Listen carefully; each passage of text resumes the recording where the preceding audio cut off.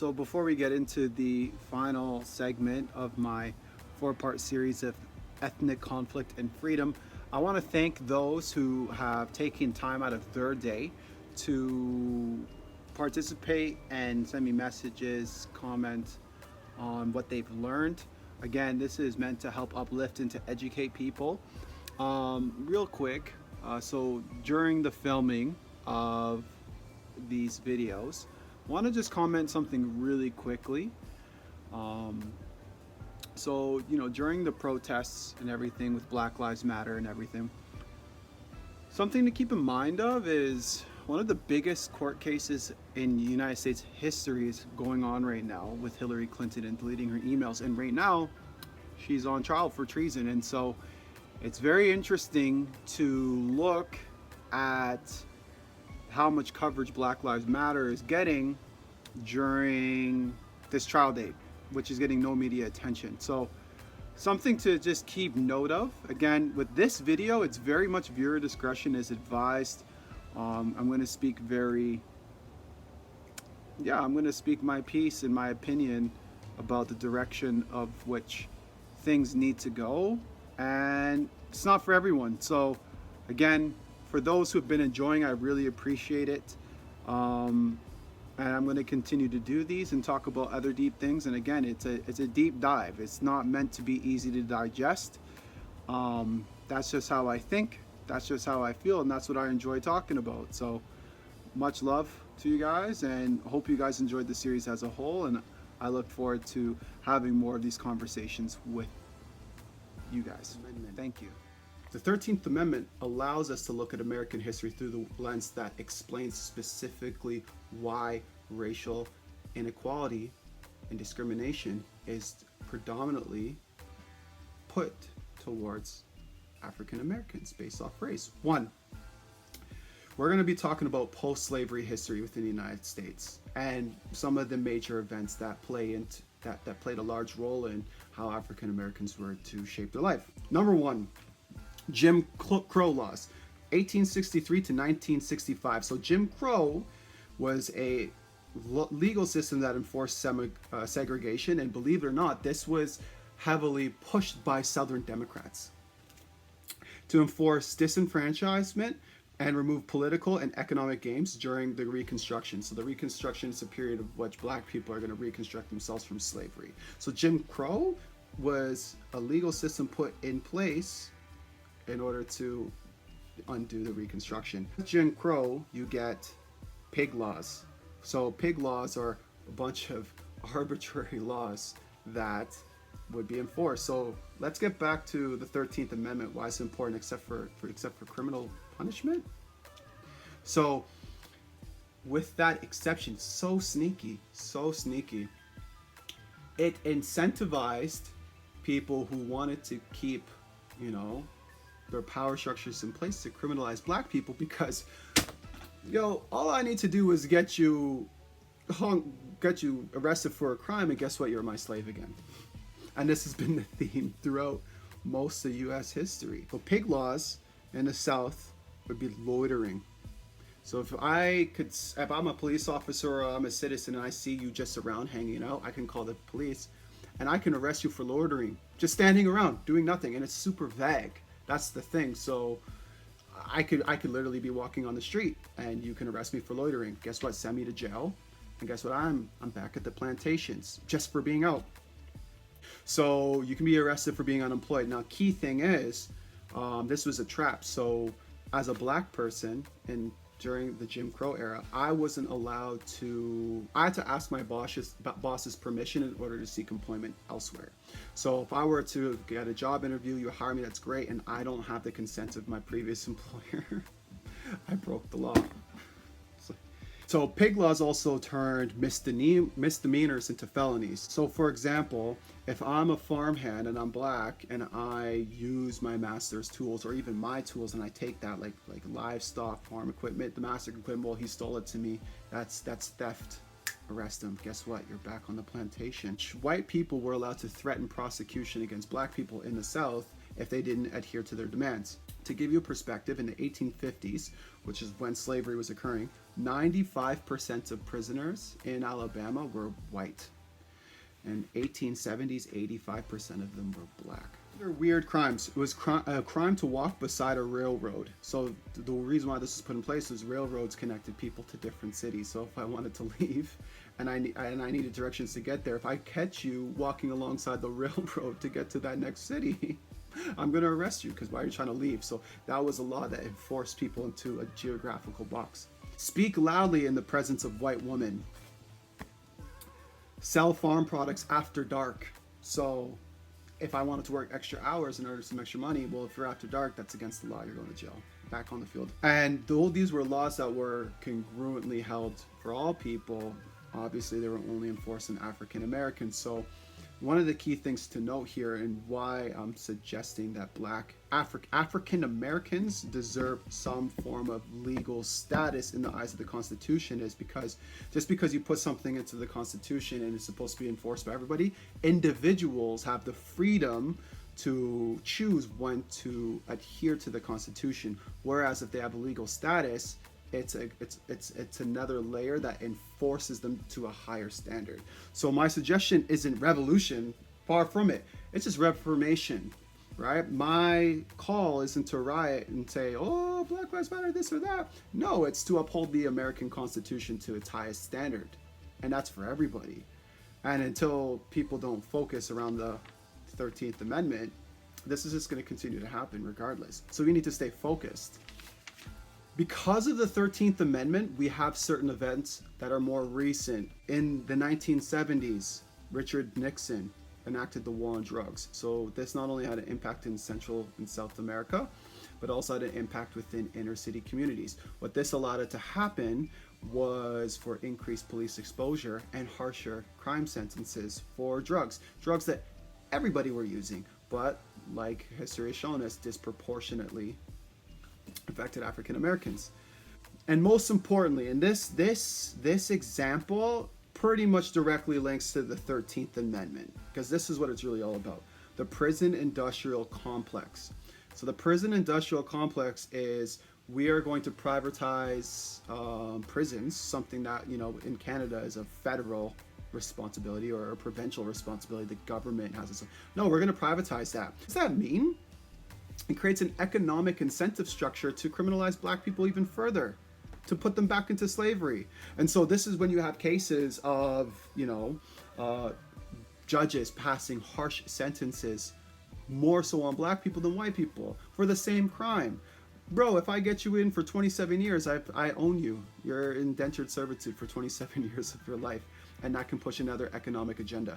So when people make the argument, well, this is an economic issue, black people need more money, yada, yada, yada. No, it's not, because despite, as long as people are able to put you in a position of servitude arbitrarily and enact the Constitution in ways that are unjust and unfair, even though you have constitutional rights in place, you're always at threat of being a slave. Everything you have can be taken away from you. And for every single person of every single race, of every single culture, if COVID wasn't a reminder that with a snap of a legislative finger, your entire economic well-being can change, let that be a message. And that's why it's doubly important that, one, we have to amend the 13th Amendment and just have abolition of slavery, period, with no exception, because it's a violation of a human right. Two, African Americans are entitled to legal status in the eyes of the Constitution. No different than the Native Americans, no different than the Quebecois. So it's not unheard of. Prison industrial complex and the war on drugs. So that leads into my side point. I'm going to say Hillary Clinton, 1994, and Bill Clinton. What did they do? They pushed harsher sentences, and Hillary Clinton said, and I quote, called children super predators. So, and if I'll see if I can link it in the video. She made a statement that this has been something that they've been trying to propose for over 60 years. So 60 years from 1990, still in the 1930s. And she quoted in the same interview, Woodrow Wilson. Woodrow Wilson was the president at the time of when the movie dropped, Birth of a Nation. Now, going on a tangent here, but Birth of a Nation was pretty much this glorified movie of the Ku Klux Klan and a resurgence of racism, especially in the South. And prior to the birth of a nation, believe it or not, Ku Klux Klan didn't uh, burn crosses. That movie, it was like a symbolic metaphor, symbolic image, and that's when life imitated art. And he had this movie played throughout his inauguration and everything. She also cited Richard Nixon, right? So when we talk about this agenda, it all stems back to the 14th Amendment. Also, guess where Bill and Hillary Clinton are from? They're from the South. I think they're from Arkansas or Oklahoma. What are they? Southern Democrats, the biggest proponents of slavery of all time. Food for thought. So, in that same interview, she's calling for increased military involvement back in the 90s. And so this is an example of increased escalation. And this is in the surveillance of black neighborhoods. Then another example would be the crack cocaine epidemic. So very specifically within crack cocaine, which is these are all, I'm just going over these very quickly. Each one of these deserve their own video, in all honesty. But an example I'll give you was Freeway Ricky Ross. So Freeway Ricky Ross was one of the largest drug traffickers in South Central Los Angeles. And he was arrested and served his time. But did you know, and he charged this, he was moving dope for, he had no idea. He was moving dope for the CIA. And that's a fact. You can look into that. So when you talk about some of the biggest crimes, starting from the Black Panthers enacting out the very same ethos on the First and Second Amendment of the American Constitution, all the way up to Ricky Wood, you can see how the federal government, whether it be the CIA, presidential office, the FBI, have from behind the scenes instigated the subjugation of African Americans on racial lines, not on ethnic lines, because they are a different race. Technically, yes, they're black. You have one drop of Negroid blood, you're 100% black. Not refuting that. But unlike Native Americans and the Quebecois or Francophones, giving black people empowerment within the Constitution isn't going to threaten the sovereignty of the United States of America. It's just not, because they hold the same fundamental belief systems. And then if you look throughout history, they act them out.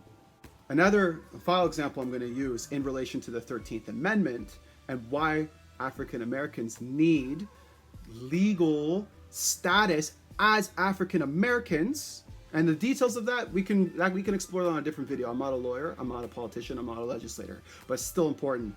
It's redlining. So if you don't know what redlining is the systemic denial of goods and services by government, private sector, and either directly or selectively raising prices. Or another example would be gerrymandering in terms of voting. So an example of redlining would be, if you're black within the private sector, you're not even going to get certain loans.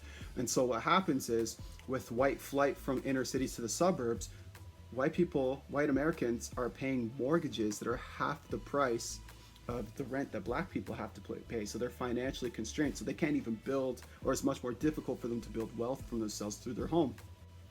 That's how deep redlining goes. And then gerrymandering is we're going to cut up certain voting districts selectively black to limit the black vote. In my strong opinion, this is not a black issue. It's not a white issue. This is a human rights issue, but this is an American issue that affects both people. As of why, as I brought up earlier in this conversation, I talked about how ethnic conflicts are incredibly bloody, and once they start, they rarely stop. You can look through all of the world's history, and I'll post a link, or I'll post a picture of the amount of deaths that have caused just by ethnic conflict alone. When we look at American history, though there have been racial differences in racial conflict and obviously police brutality, the African American race hasn't took it upon themselves to strike back the national levels. They haven't sought to seek their own country. All they've asked and all they've done is to integrate, which is so unique and is so rare. And so when I look at the state of the world right now with the increased riots, and I mean, there's devils on both sides. What I mean is there's people paying money, people to riot and to loot and to dilute the message. And then there's people who are adhering to a constitutional system that already violates the United Nations Human Rights Code. when I see people posting on Instagram saying 7 ways to support, your black brothers and sisters, or way to be more cognizant, or if I see people posting for Black Lives Matter, yeah, those are all great, but to be honest, you're all wasting your time. And here's why. Unless you aren't targeting the 13th Amendment, nothing you say or do will ever change. And so, based off of the history and based off the literature, the problem is a constitutional one, and it's very easy to change. Ask yourself, when was the last time you voted? If you're an American, which is amazing, within your Republican system, you not only get to vote for your House of Representatives rep, you get to vote for your senator, you get to vote for your president, and you don't owe each of the parties at those three distinct levels. Vote for the political candidate who's going to best represent your interest. And if you're watching this video and you say you want to help and you aren't sharing it, and we aren't trying to amend the 13th Amendment and end slavery, finally, you're not really trying to help, because that's uncomfortable. It's easier to post on Instagram. So vote. Go to your counselor. Make it a mission. There's an American election coming up in November this year. Joe Biden and Donald Trump. What did Joe Biden say? Well, if you're not voting for me, look at my history. You ain't black. Come on, man. That's disrespectful. Donald Trump. African Americans, what do you have to lose? It's not what you have to lose. You have everything to gain. Because the most beautiful part is over these 400 years, African Americans have built this country equally, albeit on different side of history, but they built this country. And so you're entitled to that legal status. And so come election time, you take that legal status. It's yours. And don't back down from that. Because why is it that Native Americans, both in the United States and in Canada, they have some form of legal status protected within the Constitution? Francophones have some form of legal status protected within the Constitution. If we don't stand together and make a change, all of us, regardless of all of our races, backgrounds, ethnicities, cultures, are under the threat of tyranny from the state. Because if we do nothing, here's the future. I'll tell you it right now. I'll save you the time. It's either going to escalate to mass population transfers. They're already building the camps. They're already building up the stages. If you look, cops have like military tanks. You don't see it as often, but it's real. The state is a real threat. Partition. So we're gonna just round up all the black people, all the people who want to help black people, and goodbye to your house, goodbye to your family. We're just gonna push you to another part, or some gulag in Alaska. I'm not joking. I'm not joking. Or some desert in New Mexico. Not joking. What was the other one? Genocide. I think that's the final point. You know what? Fuck it. This whole project, we've been slowly trying to kill black people off through the 13th Amendment because, we'll criminalize them, hence make them slaves and have them in servitude to us. Fuck it. We'll just kill all you. And nobody wants that. So this is an issue that's so big and it affects all of us. And it's time to take a stand on the things that matter. Yes, Black Lives Matter. I'll hashtag that. Cool. But we gotta change the 13th Amendment. No if, ands, or buts. It's 13th Amendment or bust. And it's time for the American Constitution to stand behind the Human Rights Codes of the United Nations and Article 4. It's unjust. So after hearing and learning everything, I really appreciate you guys listening. Choice is yours of how you want to spread this message. But that's all I can contribute for the time being. And yeah, thank you.